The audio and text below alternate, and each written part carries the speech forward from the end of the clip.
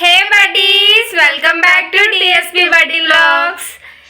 ఇప్పుడు మనం సంక్రాంతి షాపింగ్కి వెళ్తున్నాం అన్నమాట. మీరు మాతో పాటు వచ్చేయండి.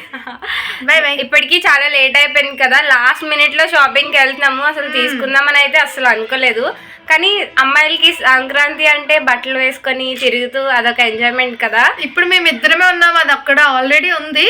హర్షిని లేట్ అయిపోయింది, మాతో జాయిన్ అవుతుంది. సో చూసేది వెళ్ళాలి, మనకి ఏ డ్రెస్సెస్ సెట్ అవుతాయో, ఎలాంటి డిజైన్స్ చూసుకోవాలో, కలెక్షన్స్ ఎంత బాగుంటాయో వెళ్ళి చూడాలి. హ్యాపీ భోగి అందరికీ. అందరూ భోగి బాగా ఎంజాయ్ చేశారా? మేము వెళ్ళేసరికి అయితే హర్షిని ఆఫీస్కి టైం అయిపోతుందని అయితే ఇంటికి వెళ్ళిపోయింది. సో ఇంక మా ఇద్దరమే షాపింగ్ మొత్తం చేసుకోవాల్సి వచ్చింది.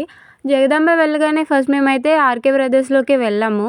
అక్కడ డ్రెస్సెస్ చూసాం, కానీ మాకు అంత నచ్చలేదు. శారీస్ బాగున్నాయని చెప్పి శారీస్ చూసాం. శారీస్ నాకు ఈ బ్లూ శారీ నాకు చాలా నచ్చింది. సో నేను ఈ బ్లూ శారీ అయితే తీసుకున్నాను.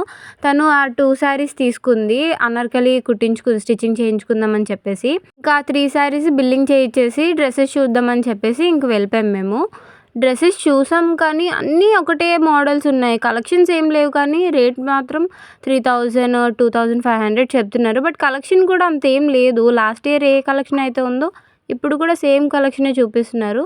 ప్రైజెస్ మాత్రం ఎక్కువే చెప్తున్నారు. నాకు అస్సలు నచ్చలేదు. మేము అసలు పండగ షాపింగ్ చేయాలని అనుకోలేదు ముందు నుంచి కూడా, కానీ ఏంటో చూద్దాం ఒకసారి కలెక్షన్స్ ఎలా ఉన్నాయి, నచ్చితే తీసుకుందామని అయితే వెళ్ళాము.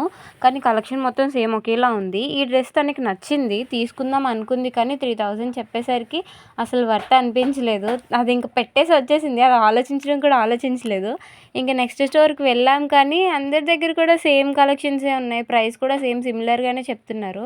పెద్ద డిఫరెన్స్ ఏమీ లేదు. షాపింగ్ చేద్దాం అనుకున్నది కూడా భోగి బిఫోర్ డే అనుకున్నాం మార్నింగ్ చేద్దామని.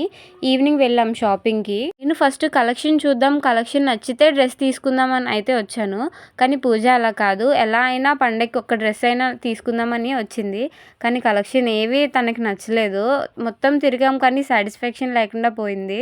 కాళ్ళు నొప్పులు వచ్చేసి ఇంటికి వెళ్ళేసరికి అయితే ఇంకా మమ్మీకి శారీ తీసుకుందామని చెప్పేసి కంచి కామాక్షిలోకి అయితే వెళ్ళాము. కలెక్షన్ ఎలా ఉంటుందో చూద్దామని. కానీ ఒక డ్రెస్ బాగుంది, స్కర్ట్ టైప్. కాకపోతే దానిపైన బ్లౌజ్ మళ్ళీ కొనుక్కోవాలి, స్టిచ్చింగ్ చేయించుకోవాలి. ఇంకెందుకు, అదే హెవీ కాస్ట్ కదా, మళ్ళీ బ్లౌజ్ కూడా సపరేట్గా అంటే నాకు ఇంకా తీసుకోవాలైతే అనిపించలేదు. ఇంక మమ్మీకి శారీస్ చూద్దామని చెప్పేసి అయితే వచ్చాము. కానీ ఫుల్ అక్కడ బ్రైడల్ శారీసే ఉన్నాయి, సింపుల్ అయితే లేవు. ఇంకంత హెవీ వర్క్ అయితే మమ్మీ కట్టుకోదు కదా అని చెప్పి అయితే తీసుకోలేదు. బయటకు వచ్చేసరికి ఫుల్ రషెస్లా ట్రాఫిక్ జామ్ అయిపోయింది, నడడానికి కూడా ఖాళీ లేకుండా. ఎలాగోలా ఆటో ఎక్కేసి కంచరపాలెం అయితే వచ్చేసాము. ఇంకా మమ్మీకి శారీ కూడా కంచరపాలెంలోనే సెట్ అయింది లక్కీగా. అక్కడే కొంచెం బాగుంది, సింపుల్గా ఉంది, అలా డిజైన్ కూడా ఉంది శారీకి. కలర్లో మంచి కలర్లో తీసుకున్నాం. మళ్ళీ నెక్స్ట్ డే స్టార్ట్ చేసాం షాపింగ్ కోసం. జగదాంబలో ఏం సెట్ అవ్వలేదు కదా, గోపాలపట్నంలో కలెక్షన్ ఎలా ఉంటుందో చూద్దామని చెప్పేసి గోపాలపట్నం లక్కీకి అయితే వెళ్ళాము. మ్యాక్స్ నా దగ్గర ఉన్న డ్రెస్సెస్ అన్నీ కూడా లక్కీలో తీసుకున్నవే. నా బర్త్డేకి ఇంకా మెటీరియల్స్ కూడా లక్కీలోనే తీసుకున్నాను. ఈ ఇయర్ కూడా ఇప్పుడు లక్కీలోనే సెట్ అయ్యాయి డ్రెస్సెస్ కూడా. ఈ మెటీరియల్ నచ్చింది, అనార్కలి స్టిచ్ చేయించుకోవడానికి పర్ఫెక్ట్ అనిపించింది, అందుకే నేను ఈ మెటీరియల్ తీసుకున్నాను. ఇంకా పూజ నేను సిమిలర్గా ఉండే డ్రెస్సెస్, నేను గ్రీన్ అండ్ తను వైలెట్ తీసుకుంది, సిమిలర్ సేమ్ మోడల్వి.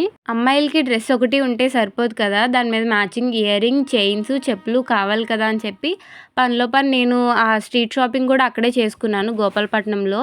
కానీ నాకు బాగానే సెట్ అయిపోయింది ఫాస్ట్గానే. సక్సెస్ఫుల్లీ సంక్రాంతి షాపింగ్ అయితే కంప్లీట్ చేసాం వైజాగ్ అంతా తిరిగి 2 daysలో. That's it this video. Bye buddies.